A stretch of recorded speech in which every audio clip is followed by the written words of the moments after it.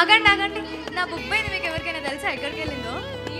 చెప్పేస్తాను, నా దాంట్లో కాపీ చేసినావు కదా. నేను ఎప్పుడు కాపీ చేసిన నీలో నుంచి? ఆగండి, అసలు ఇక్కడ ఏమవుతుంది? మీరు VPSకి వచ్చి ఏం నేర్చుకుంటున్నారు? దేవుని యందు విశ్వాసంలో పెరగాలంటే ఇదా మీరు చేసేది? సహనమునందు భక్తిను, భక్తినందు సహోదర ప్రేమ కలగాలంటే మీరేం చేస్తున్నారు?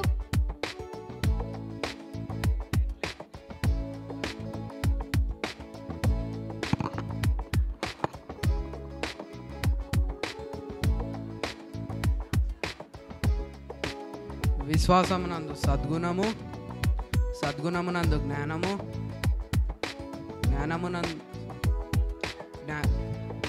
జ్ఞానమునందు ఆశానిగ్రహము, ఆశానిగ్రహమునందు సహనము, సహనమునందు భక్తిని, భక్తి యందు సహోదర ప్రేమను, సహోదర ప్రేమ యందు దయను అమర్చుకొనుడి.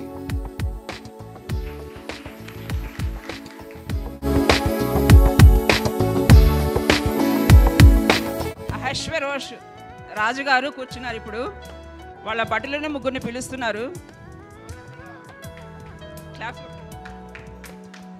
చిత్తం అక్కడి నుంచి పక్కన పెట్టు.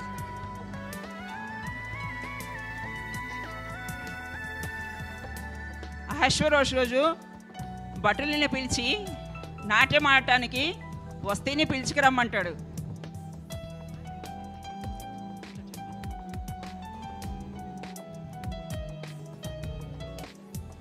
వస్తారా వీళ్ళు?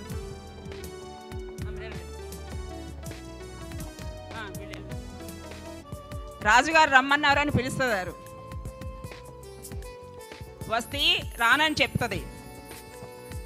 ఆ విషయం వెళ్ళి రాజుగారికి చెప్తారనమాట. అప్పుడు రాజుగారు వస్తీ దగ్గరికి వస్తారు. కొంచెం ముందు నా జరగమ్మ. ఇక నువ్వు రాజ్యంలో ఉండటానికి వీల్లేదు, నువ్వు వెళ్ళిపోమని వస్తీకి చెప్తారు.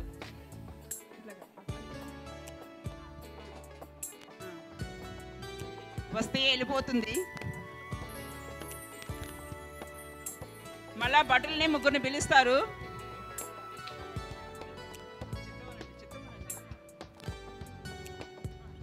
ఈ రాజ్యంలో వస్తీకి బదులుగా ఎవరైనా అమ్మాయిలు ఉంటే తీసుకొని రండి, వాళ్ళని ఇక్కడ రాణిగా చేస్తాను నేనని రాజు భటులకు ఆజ్ఞాపిస్తారు. చిత్తమని వాళ్ళు వెళ్ళిపోతారు.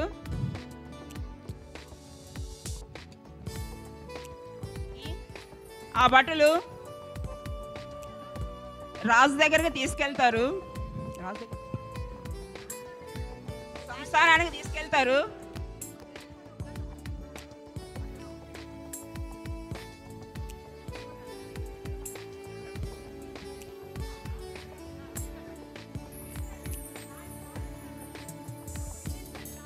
రాజు ఆస్థానానికి తీసుకొస్తారు.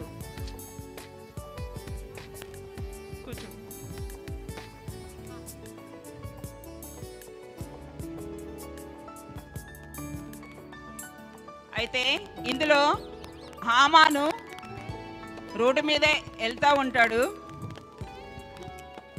ప్రజలందరూ హామానికి నమస్కారం చేస్తూ ఉంటారు.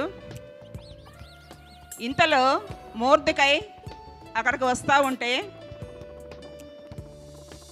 హామాన్ని నమస్కారము చేయడు మొర్దెకై. అందుకనే నీ పని చూస్తాను నేను తర్వాతనేసి హామాన్ చెప్పి వెళ్ళిపోతాడు.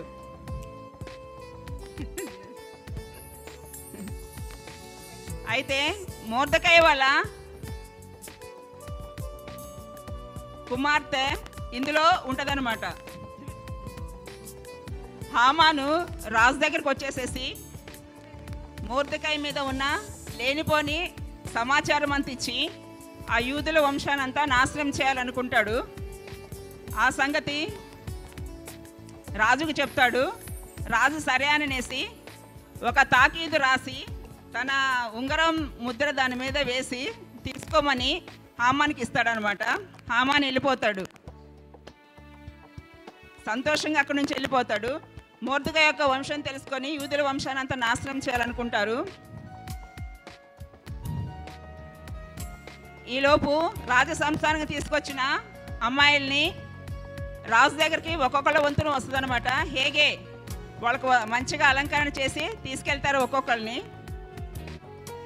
అమ్మాయిని తీసుకొచ్చిన తర్వాత అందరిలో కంటే ఎస్తేరు అనే హదస్స రాజుకు చాలా ఇష్టమైంది అనమాట. ఆమెని రాణిగా చేసుకుంటాడు. మరియు ఆమెని రాణిగా నిర్ణయిస్తాడు.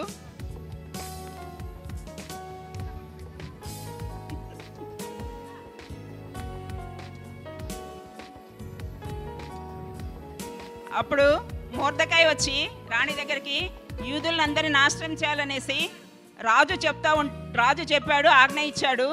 అందుకని ఏం చేయాలి, నువ్వు రాజు దగ్గరికి వెళ్ళి మాట్లాడమని చెప్తాడు. అయితే రాణి అంటది, నేను రాజు దగ్గరికి అతని అనుమతి లేకుండా వెళ్ళలేను, అయినా సరే ప్రయత్నిస్తానని చెప్పి 3 రోజులు నా గురించి యూదులందరినీ ఉపవాసం ఉండమని చెప్పి అతన్ని పంపిస్తుంది అనమాట.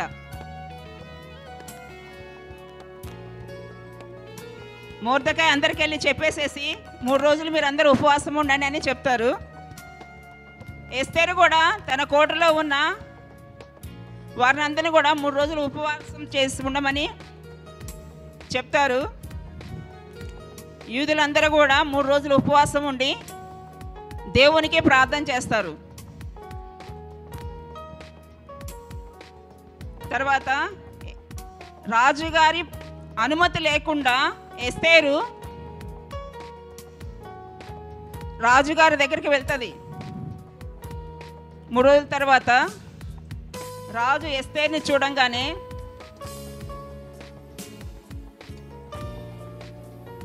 రాజుకి ఆమె యందు దయ పుట్టి తన దండమును ఆమె వైపు చూపుతాడు.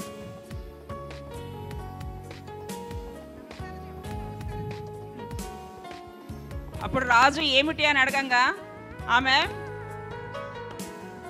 ఈరోజు మా ఇంట్లో విందు చేస్తున్నాము, మీరు రావాలని మీతో పాటు హామాను కూడా తీసుకొని రమ్మని చెప్తుంది అనమాట. రాజు సరే అంటాడు. ఈ విషయం హామానుకు తెలిసినప్పుడు రాజుతో పాటు నన్ను కూడా భోజనానికి పిలిచారని ఎంతో సంతోషిస్తాడు. తర్వాత ఎస్తేరు రాజు దగ్గరికి వెళ్ళి రాజుతో చెప్తుంది,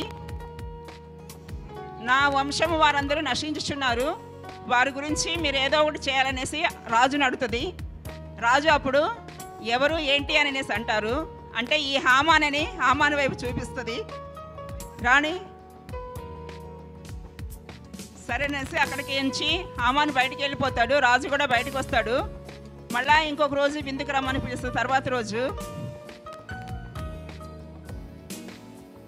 హామాను కూడా ఆ విందుకు వస్తాడు.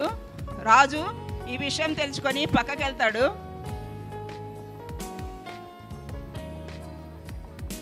అప్పుడు హామాను రాణి కాళ్ళ వైపు పడి చూస్తూ ఉంటుంటే రాజు వచ్చి చూస్తాడు. అప్పుడు హామాను మీద కోప్పడేసి, రాణిగారిని పట్టుకుంటావా నువ్వు అనేసి రాజుగారు కోప్పడతారు. హామానుని బయటికి నెట్టేస్తాడు.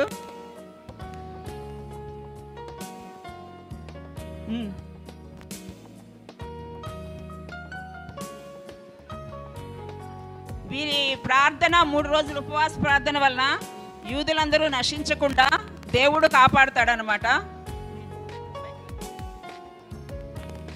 ఈ విధంగా ఎస్తేరు తన వంశం వారందరినీ దేవుని 3 రోజుల ఉపవాస ప్రార్థన ద్వారా రక్షించుకుంటుంది.